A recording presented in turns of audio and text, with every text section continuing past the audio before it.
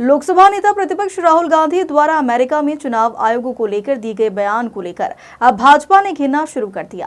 राजधानी भोपाल में कैबिनेट मंत्री विश्वास सारंग ने राहुल गांधी पर निशाना साधते हुए उन पर देश को अपमानित करने का आरोप लगाया है। वहीं गुना मामले में दिग्विजय की ट्वीट पर भी कैबिनेट मंत्री ने जमकर निशाना साधा। दिग्विजय सिंह जी ये भूल रहे हैं कि ये देश हिंदुस्तान है, पाकिस्तान की भाषा यहाँ ना बोले। क्या मस्जिद हो जाएगी तो हिंदुओं का जुलूस मस्जिद के सामने से नहीं निकलेगा? दिग्विजय सिंह जी इस देश को कहां पहुंचाना चाहते हैं? तुष्टीकरण की राजनीति करना, सनातन विरोधी मानसिकता के साथ अपने जीवन को जीना, यह दिग्विजय सिंह जी की आदत हो गई है। इसीलिए तो मियां दिग्गी पूरे देश में बदनाम हुए हैं। मुझे आश्चर्य होता है कि मियां दिग्गी हर समय हिंदुओं के खिलाफ बात क्यों करते हैं। इस देश में हर स्थान पर हिंदुओं को जुलूस निकालने की भी आज़ादी है और अपना तीज और त्योहार मनाने की भी आज़ादी है, पर मियां दिग्गी हर समय हिंदू विरोधी बातें करते हैं। हिंदू धर्मावलंबियों का, हिंदू संतों का, हिंदू देवी देवताओं का अपमान करना, हिंदुओं की हर समय खिलाफ बातें करना, भगवा आतंकवाद जैसे शब्दों के माध्यम से सनातन धर्म को बदनाम करना, जाकिर नायक जैसे इस्लामिक आतंकवादियों को महिमा मंडन करने का काम तो दिग्विजय सिंह करते हैं, पर मियां दिग्गी हर समय हिंदू विरोधी बातें करते हैं।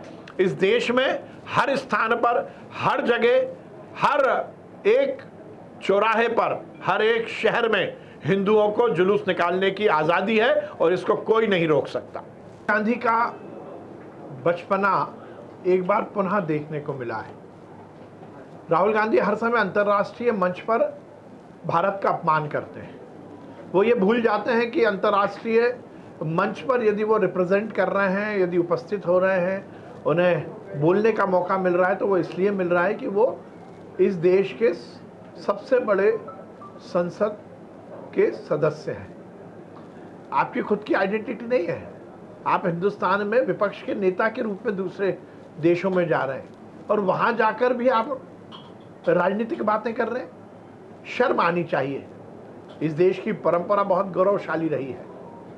हम विपक्ष में हैं, हम सरकार के खिलाफ बात करें, वो देश में करें। देश में हमें स्वतंत्रता है, पर विदेश में जाकर विदेश की भूमि पर हिंदुस्तान के मान और सम्मान को घटाना, ये देशद्रोह की श्रेणी में आता है। राहुल जी, हो सकता है आप अपने को मीडिया की सुर्खियों में लाने के लिए इस तरह के बयान देते हो, परंतु निश्चित रूप से इससे देश का मान और सम्मान कम होता है। मुझे आश्चर्य होता है कि नेहरू परिवार हर समय, कांग्रेस हर समय इस देश के मान और सम्मान को अंतर्राष्ट्रीय स्तर पर झुकाने का काम करती है। चुनाव आयोग से संबंधित यदि बातें हैं तो फिर राहुल गांधी संसद में क्यों पहुंच गए? उनकी बहन प्रियंका गांधी क्यों पहुंच गई संसद में? उनकी माँ इतनी बार संसद सदस्य कैसे बन पाई? कांग्रेस की इतनी सीटें कैसे आ गई? मुझे लगता है कि स्वयं की हार का ठीकरा किसी और पर फोड़ना ये बचपना ही है। मैं राहुल जी को कहना चाहता हूं कि इस तरह अंतर्राष्ट्रीय स्तर पर, अंतर्राष्ट्रीय मंच पर हिंदुस्तान के मान और सम्मान को गिराने की कोशिश वो ना